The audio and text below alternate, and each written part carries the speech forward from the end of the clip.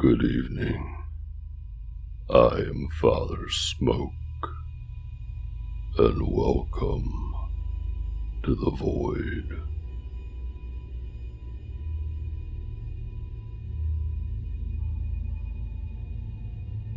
About 4 years ago, I was home alone and was unpacking mine and my girlfriend's things into our first ever apartment. It was my first day living there, and I was basking in my newfound independence when all of a sudden I get an anonymous call on my cell phone. I answer it thinking it might be important, but it was not. It was some lady calling to do a medical survey. Now normally I would hang up immediately, but I was in a really good mood, so I decided to play along and answer her questions. The lady on the other line asked me more questions than I expected, and I was itching to hang up the phone until something very sudden and uncomfortable happened that still to this day makes me shudder. I was sitting in the living room answering her survey questions to the best of my ability. At some point, she started asking me about my psychological well-being, and right when I was about to answer, a sound which I could only describe as someone exhaling menacingly. This sound was coming from the kitchen, from around the corner, and continued until I quickly turned around in fear.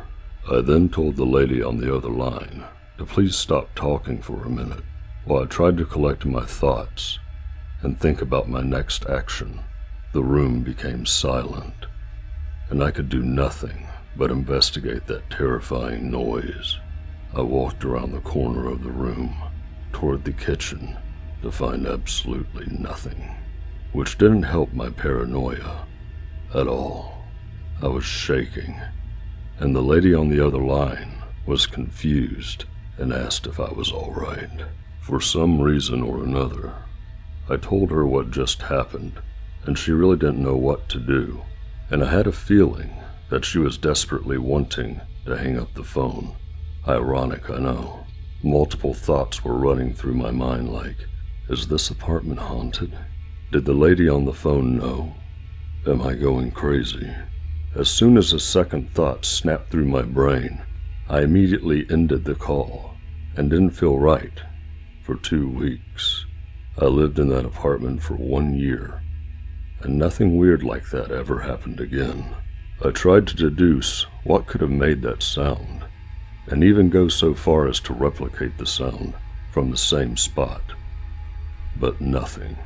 The only things that had a possibility of making that noise was either the fridge or the dishwasher, and for over a year, they have never come close to making the same noise I heard all those years ago.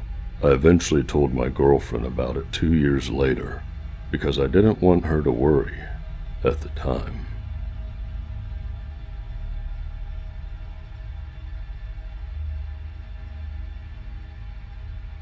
I used to love sitting on a swing in my backyard at night and listening to music.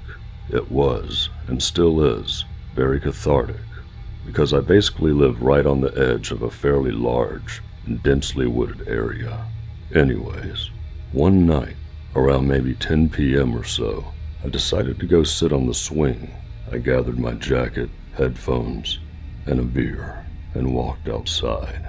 Immediately upon stepping onto my driveway, I got this really weird feeling, like I was being watched.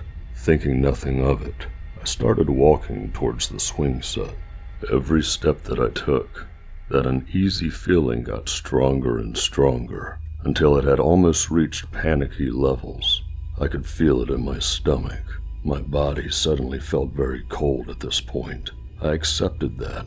I was subconsciously alarmed about something. I came to a complete stop about 10 feet away from the swings and began to look around. And at the woods, something was seriously wrong. It felt different, being outside. I tried to force the weirdness out of my mind, but as I settled down onto the swing, I was afraid. I got through maybe half a song, and somehow this feeling had continued to get stronger. It felt urgent. I've never been worried like that before, but at that moment, it hit me like an epiphany. I felt like prey. I turned my music off and just sat, beer forgotten, looking around and at the woods. Physically, I couldn't take it. I could barely breathe. So I jumped off the swing and sprinted back inside, closed and locked the door, checked all of the doors and windows, closed all the curtains, turned on all the lights, and surrounded myself with an arsenal of weapons. I could still feel it, but it slowly faded. The next morning, I saw my friend out by his car. He lives 2 houses down from me. He walked outside to stretch before his run that night and felt a weird vibe. As he walked to the end of his driveway, it got stronger, and he started getting nervous. He started running and stopped after a few feet, turned his music off, and scanned the woods. Then he started running again. He got to my driveway and was so scared, uncomfortable, and freaked out that he just decided to call it quits for the night. He also said that he literally felt like prey, being stalked by something evil. It was exactly, almost to the T, how I'd felt. I have absolutely no idea what it was, and it hasn't happened to me again since. But now, I only swing facing the woods, and I carry a bat down there with me, just in case.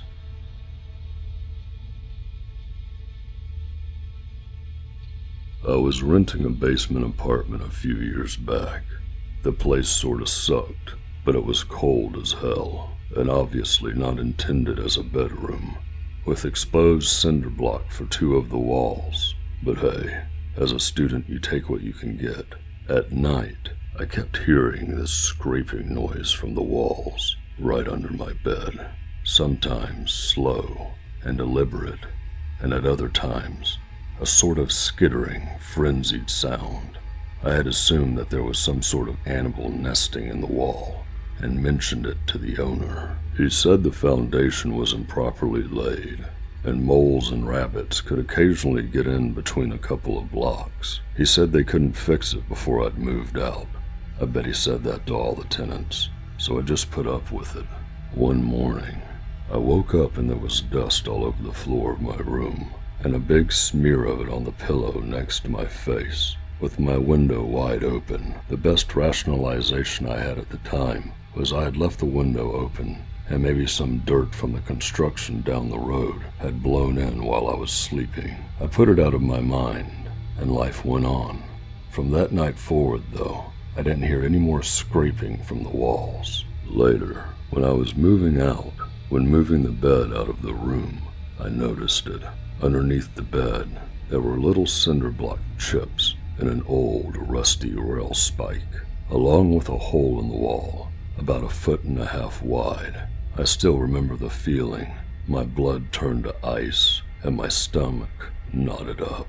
The hole was impossibly dark. None of the light from the room even seemed to touch it.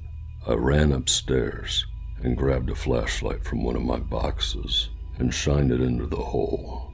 There was a little crawl space, completely bricked in. No way in or out, save the newly opened hole into my room. The walls were covered with geometric patterns, scraped into the brick. Triangles, what looked like a distorted stick man. Layers and layers of them. Some faded, hardly visible. Others freshly carved. The floor was covered in a thick coat of dust and little shards of rock. In the corner, there was a straw doll, stained red. I had been sleeping in a bed inches from this for 1.5 months. 2.5 months, mere feet from whatever had been in there previously. I don't much like dust anymore.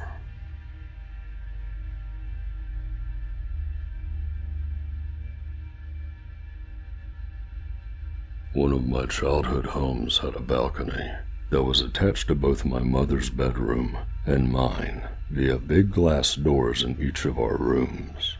Next to the balcony are 2 trees, one I often used to climb up and down from the balcony. One night, when my brother and mother weren't home, and I was about 13, reading in bed with a very dim reading light. I heard what sounded like something moving in one of the trees outside, but this didn't worry me, as possums and bats are common in our area. No, I had thin curtains on the glass doors that separated my room and the balcony, and the doors faced out towards the street, where the street lamp light was always visible through my curtains. Shortly after hearing the tree rustling noises, I see a shadow slowly move past the doors, at which point I immediately turn off my reading light and freeze like a deer in headlights.